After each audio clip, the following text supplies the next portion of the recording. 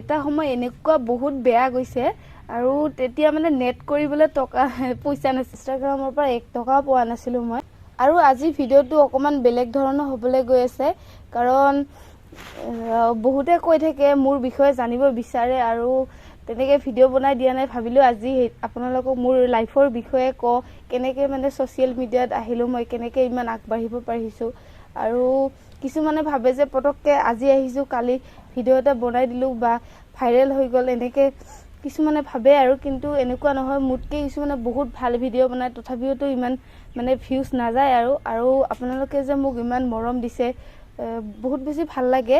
আৰু আজি মানে মোৰ লাইফৰ বিষয়ে অকমান পাৰিছো। ইয়াৰ পিছত মই অকলে আগবাঢ়িব পৰা নাই কাৰণ আপোনালোকৰ মৰম আৰু সাপোৰ্টৰ অবিহনে মানে আগবাঢ়িব পৰা নাছিলো। আৰু এইখিনি যে আগবঢ়াই লৈ গৈছে মোক বহুত বেছি ভাল লাগিছে।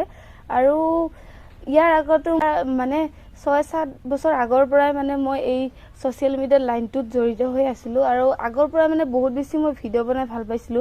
সেইটো কাৰণে ইনষ্টাগ্ৰাম আইডি খুলিছিলো, তাৰপিছত তাতে